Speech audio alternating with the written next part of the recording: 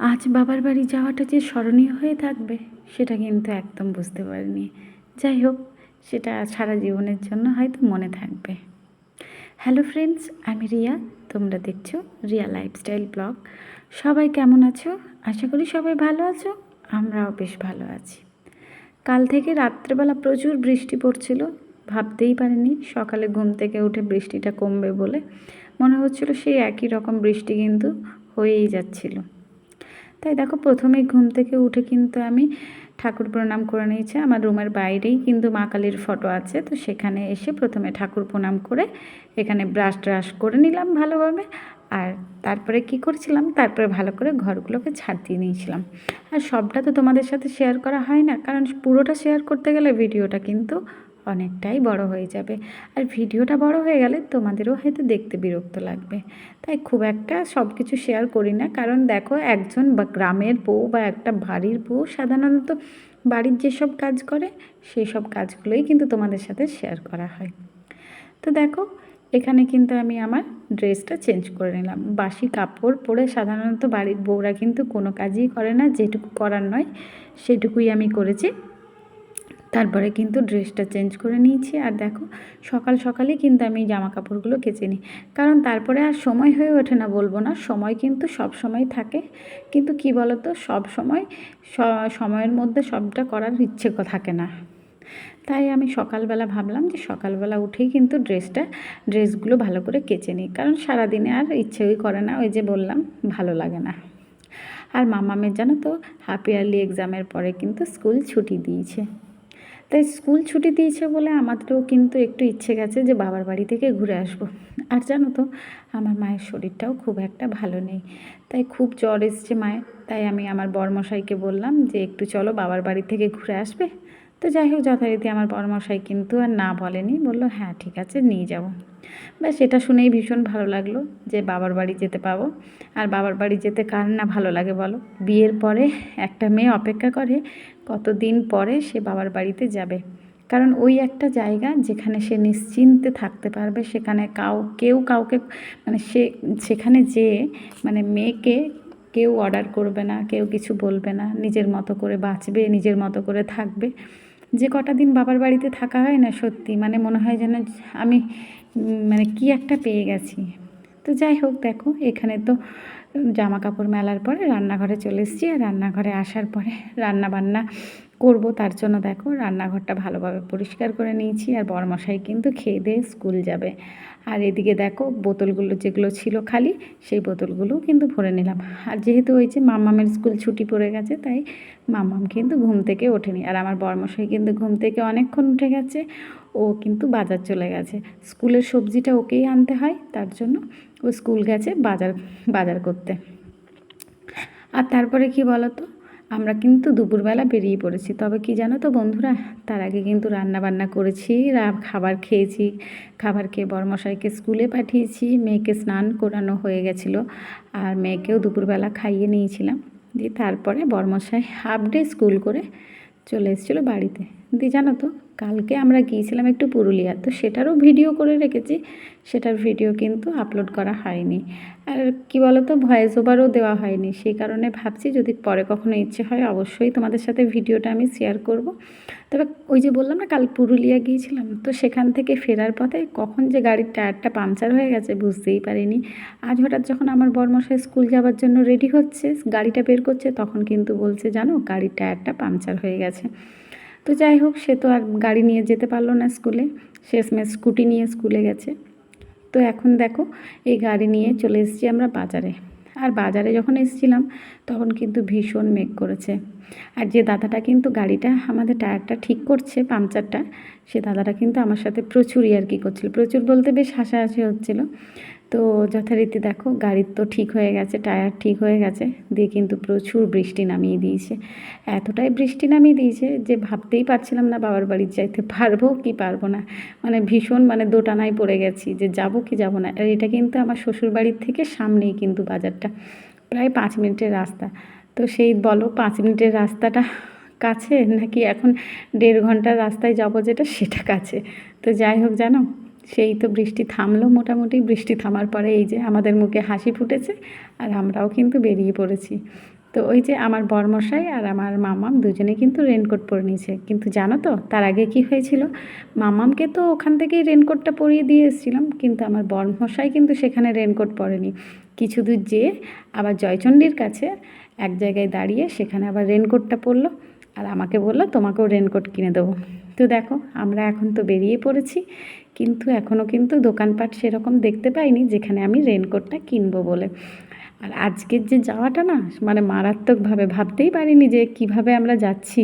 মানে এত মানে বৃষ্টি হচ্ছিল আমাদের বাজারে, যেখানে আমার বাড়িটা সেই সামনের বাজারটাতে এত বৃষ্টি হচ্ছিল, মানে ভাবতেই পারিনি কিন্তু যে যেতে পারবো বলে। আর তার থেকেও বড় কথা জানো তো, 1.5 ঘন্টা ধরে বৃষ্টি হচ্ছিল। তো এদিকে দেখো, যেদিকে আমি বাবার বাড়ি যাই না, ভীষণ মানে প্রাকৃতিক সৌন্দর্যটা না বলার মতো না। চারিদিকে কিন্তু সবুজ গাছপালাতে ভর্তি, মানে বাজার পাট কিন্তু খুব কমই তুমি দেখতে পাবে। তবে কি বলো তো, এই রকম পরিবেশে মানে এরকম রাস্তায় লং ট্যুর যেতে কিন্তু ভীষণ ভালো লাগে। বিশেষ করে এরকম ওয়েদার থাকলে তার বলারই নয়। এক সময় ছিল তখন কিন্তু মানে বৃষ্টিকেও ভয় লাগতো না, মনে হতো বৃষ্টিতে ভিজেই নি না, কী আর হবে, খুব জোর জ্বর আসবে ওষুধ খেয়ে নেব। কিন্তু জানো তো এখন বৃষ্টিতে ভিজতে গেলেও কিন্তু ভীষণ ভয় লাগে।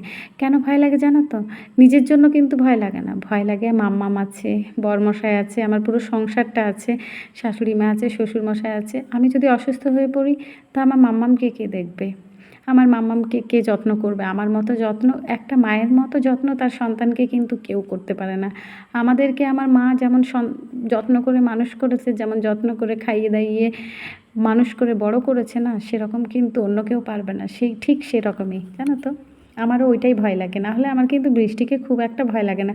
তবে ওই যে 2 দিন আগে বলেছিলাম না আমার গলা ব্যথা করছে, জানো তো, তোমাদের দাদা কিন্তু ওষুধ এনে দিয়েছিল।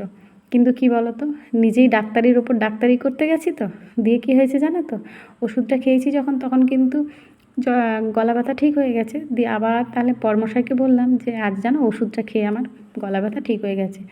তখন আমার বরমশাইও বলে দিল যে ঠিক আছে তাহলে 2 বেলা করে ওষুধ খাওয়ার দরকার নেই, 1 বেলা করে খাবে। ব্যাস, যেই না খেয়েছি 1 বেলা করে ওষুধ, ওই রকম গলা ব্যথা আবার শুরু হয়ে গেছে। দিয়ে আবার কালকে রাত্রে মানে ওই যে বললাম পুরুলিয়ার থেকে ফিরেছি, সেই রাতটাতে মানে বুধবারের রাত্রে, আমি যাচ্ছি বৃহস্পতিবার বাবার বাড়ি, ঠিক আছে, বুধবারের রাত্রেও কিন্তু ওষুধটা খেয়েছিলাম, তো গলা ব্যথাটা চলে গেছে। আবার আজকে জানো তো ভীষণ গলা ব্যথা করছে, মানে কি বলবো। আর তোমরা তো দেখতেই পেলে মাঝখানে কিন্তু আমি আমার রেনকোটটা কিনেই নিলাম। আর রেনকোট না কিনে নিলে না মানে কতবার যে দাঁড়াতে হতো আজকে বলার নয়। কিন্তু সত্যি মানে বাবার বাড়ি যাচ্ছি না যুদ্ধ করতে যাচ্ছি বোঝা যাচ্ছে না, মানে এটাকেই বলে সত্যি যে মেয়েদের বাবার বাড়ির ওপরে এত টান কিসের। সত্যি তাই, এত বৃষ্টি এত ঝড় কিন্তু তবুও কিন্তু মানে যে বাবার বাড়ি যাব না একবারও কিন্তু বলিনি। যাই হয়ে যাক না কেন চলো যেতেই হবে আমাদেরকে। তো দেখো বরমশাইও কিন্তু সুন্দর আমাকে রেনকোটটা কিনে দিল।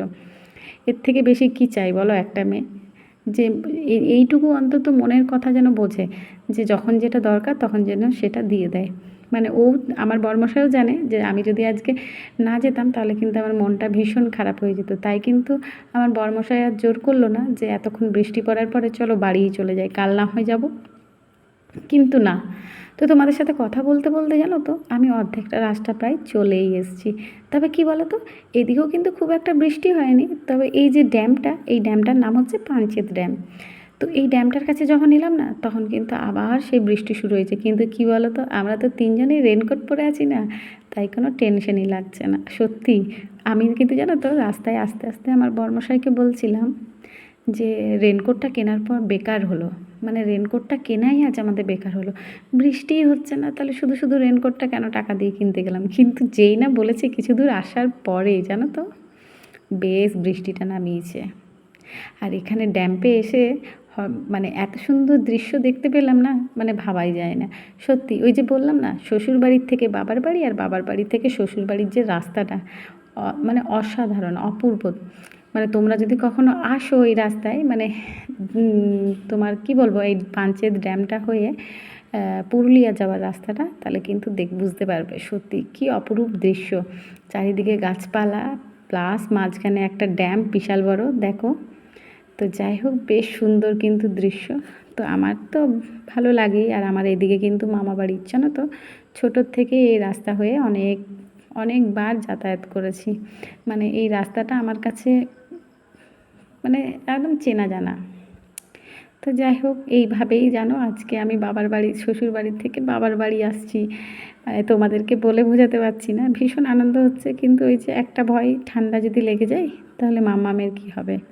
আমি যদি অসুস্থ হয়ে শুয়ে পড়ি না, তাহলে আমার মাম্মামের সবথেকে বেশি কষ্ট হবে, আমার মাম্মামের।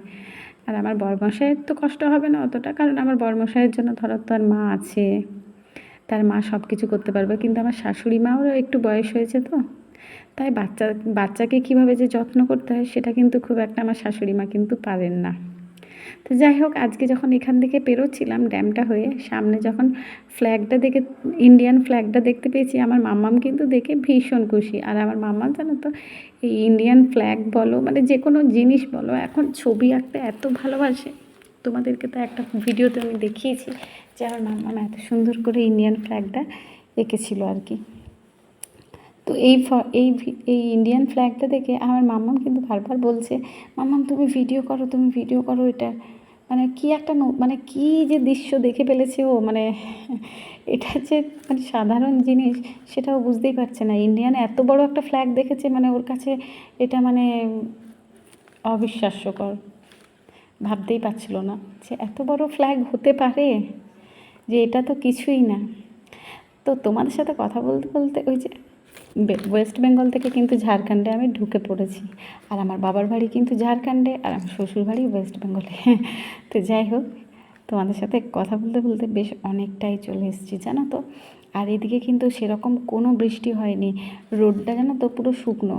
আর আমি আর আমার বরমশাই গল্প করতে করতে আসছি, বলি দেখো এই রোডে কিন্তু মানে এই দিকটাতে কিন্তু কোনো বৃষ্টিই হয়নি। অথচ জানো তো, আমি যখন বাজারে ছিলাম, আমাদের ওখানে গাড়িটা ঠিক করাচ্ছিলাম, তখন কিন্তু আমার বাপি ফোন করে আমাকে বলছে যে এদিকেও কিন্তু প্রচুর মেঘ করেছে। তো যাই হোক, আমার বাবার বাড়ির ওইদিকে হ্যাঁ মেঘ করেছিল, কারণ আমি যখন ভয়েস ওভারটা তো পরে দিচ্ছি, যখন বাড়িতে এসে দেখছি না, মানে আমাদের গ্রামের রাস্তাটা যখন ঢুকছি, মানে ভীষণ জল গ্রামের রাস্তাটা। আর এই যে দেখো, বাড়ি তো চলে এসেছি যথারীতি, আর বাড়িতে এসে দেখো মায়ের হাতের মানে তালের লুচি, ওফ! এসেই মা আমাকে বলছে, প্রথমেই তো মিষ্টি টিষ্টি দিয়েছে, দিয়ে তারপরে মা বলছে ফ্রিজে দেখ তালের লুচি রাখা আছে, খাবি তো খেয়ে নে। তো কী আর ছাড়ে বলো, এক তো মায়ের হাতের তালের লুচি, দ্বিতীয়ত মায়ের হাতের জিনিস, নিজে রান্না করে করে অস্থির হয়ে গেছি। আর এই যে আমার পোগো সোনা, দেখেছো, আমার পোগো সোনাকে আমি ভীষণ ভালোবাসি। এ কিন্তু আমার কাছেই ছিল, জানো তো, ছোট্ট থেকে মানুষ করলাম, এখন মানে বাবার বাড়িতে রেখে দিয়ে গেছি কিছু অসুবিধার জন্য। তো যাই হোক, এইদিকে দেখো আমার মা এখানে লুচি করতে শুরু করে দিয়েছে, তাই আমি এসেই কিন্তু মাকে আগে হেল্প করেছি। ওই যে বললাম না মায়ের শরীর ভালো নেই, তার জন্য বিশেষ করে আসা, জানো তো। তো এই যে যথারীতি দেখো মা ওদিকে লুচি বেলছে। লুচি বেলা কিন্তু বন্ধুরা, আমি কিন্তু পারি না লুচি বেলতে, তাই এদিকে মানে লুচি করার ক্ষেত্রে আমি কিন্তু ছেঁকেই দিই, আবার রুটি করার ক্ষেত্রে আমি কিন্তু রুটি বেলতে ভালোবাসি। মানে দুরকম, লুচিটার ক্ষেত্রে একরকম আর রুটিটার ক্ষেত্রে আরেক রকম। তো যাই হোক, বেশ ভালোই অনেকগুলো লুচি হয়ে গেছে। আর আমার কিন্তু এসেই বড়মশাইয়ের খিদে পেয়ে গেছিলো বলে মা কিন্তু তাড়াতাড়ি করে আটা মেখে আগে কিন্তু আমার বড়মশাই আর আমার মেয়ের জন্য কিন্তু মা লুচি ছেঁকে দিচ্ছে। এটাই তো ভালোবাসা, এটাই তো আদর বলো মায়ের কাছে। শ্বশুরবাড়িতে থাকলে কি আর খিদে পেলে যতক্ষণ না খাবার না করবো ততক্ষণে কিন্তু খেতে পারবো না। তো যাই হোক, দেখো এখানে আমার মা কিন্তু বড়মশাইকে অলরেডি খেতেও দিয়ে দিয়েছে বেশ ফুলকো ফুলকো লুচি আর মায়ের হাতের ঘুগনি। উফ, মায়ের হাতের ঘুগনির স্বাদ, এই স্বাদ আমি অন্য কোথাও পাই না, কোথাও না। মানে এইরকম ঘুগনি আমাকে যেই খাইয়ে দেখ না কেন, এই স্বাদ কিন্তু আমি পাই না। তো এই যে আমার স্বর্গ, আমার মা বাপির রুম, মানে এটাই হচ্ছে মানে সত্যি কথা বলতে, মানে সত্যি এটা হচ্ছে আমার শান্তির জায়গা। এর মানে আমি বাবার বাড়িতে এসে যদি আমার বাপির রুমে না ঢুকি তার কী আর বলবো। তো যাই হোক, দেখলে আমার বর ওখানে এন্ট্রিটা দিল কেমন করে। আর এই যে দেখো আমাদের ছোটোবেলাকার ফটো মা বাপির সাথে আছে। আর এই হচ্ছে রুম, আর এই যে আমরা চলে এসেছি নিজেদের রুমে। তো এখানে দেখো মাম্মাম কি শুরু করেছে, আর আমার বরমশাই এসে কিন্তু ডিউটি করে নিয়েছে। আগেই মশারি কিন্তু সুন্দর করে মশারি টাঙিয়ে নিয়েছে। আমার বরমশাই কিন্তু এই জিনিসগুলো ভীষণ আছে, ও নিজেই কিন্তু নিজের কাজটি করে নেবে। আর এখানে দেখো মাম্মাম একটু পড়াশোনা করবে, তো তার আগে ও কাগজ ছিলে যা তা মানে যা যা পাচ্ছে তাই শুরু করে দিয়েছে। আর এই যে আমার বর ডিউটি করার জন্য এখানেও চলে এসছে, শ্বশুরবাড়িতে এসেও ডিউটি করবে, বুঝতে পারছো অবস্থাটা কি। তো যাই হোক, এই হলো আমার ভিডিও, তোমাদের কেমন লাগলো অবশ্যই জানাবে। আজকের মতো টাটা।